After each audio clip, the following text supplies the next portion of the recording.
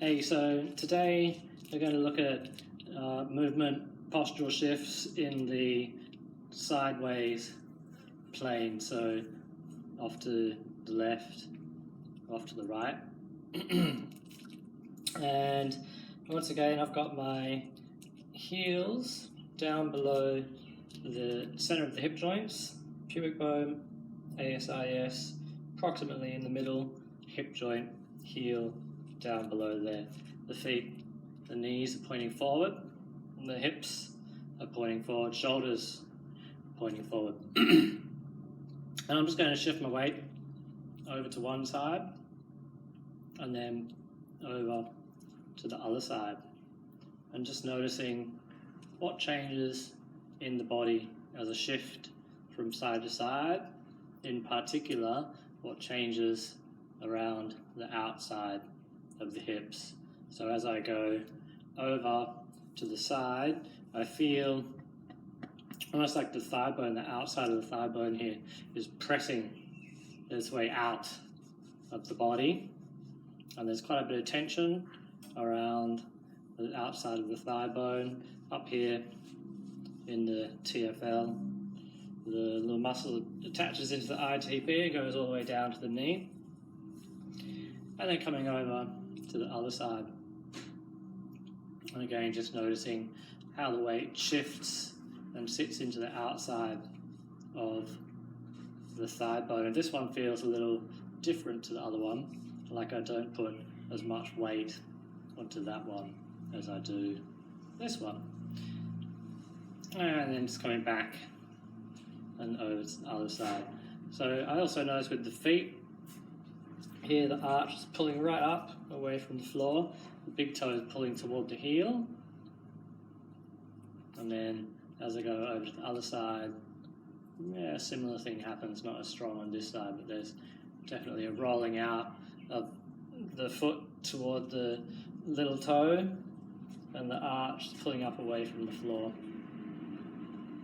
And that in itself is going to have a big effect on what's happening, up into the pelvis, because arches connect fascially up through the calves, up through the inner thighs and into the pelvic floor. So even just shifting the weight side to side is having an effect into the pelvis. And I'm going to bring the attention there into the pelvic floor.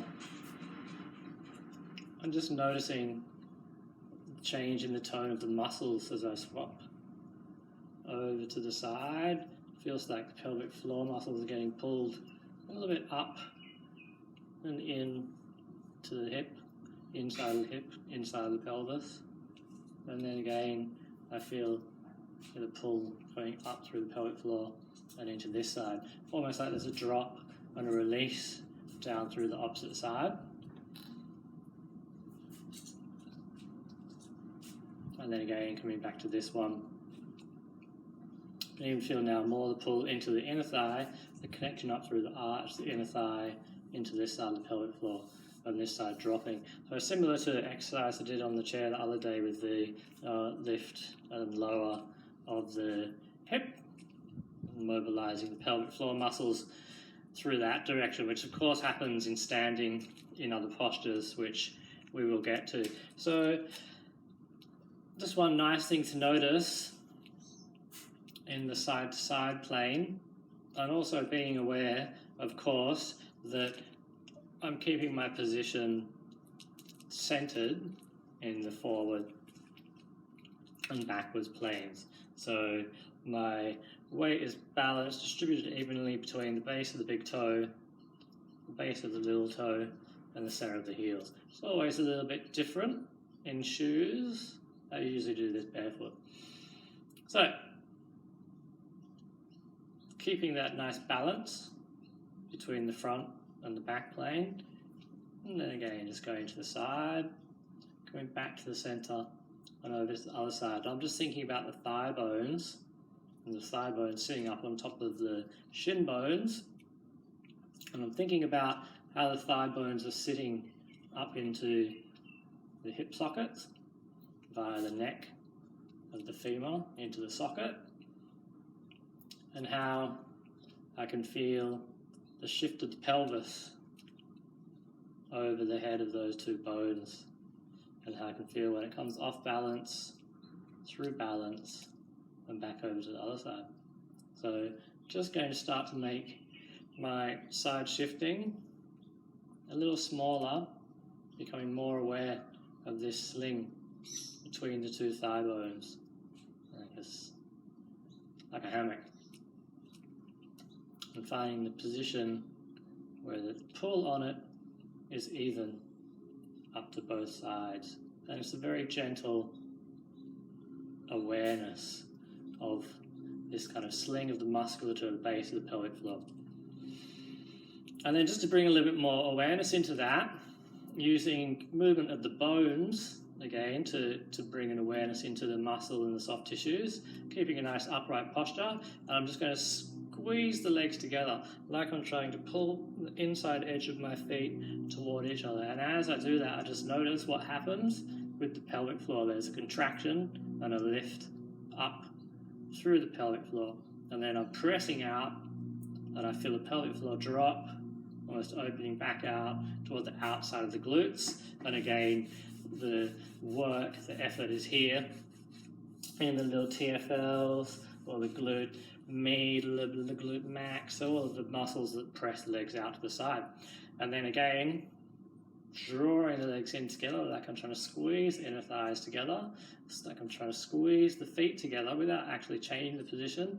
And again, I feel that lift up through the center line, through the arches, through the calves, up the inner thighs, into the pelvis. Continues up the abdominals to the ceiling. And again, pressing out.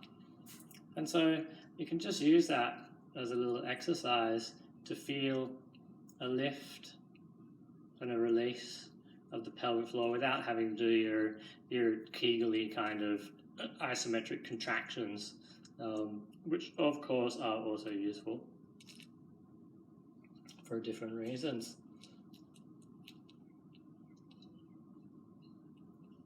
And then it's always good just to stop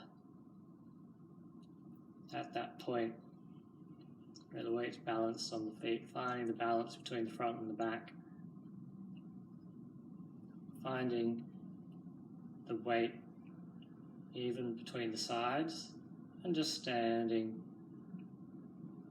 right above the center of gravity and just appreciating that for a little while.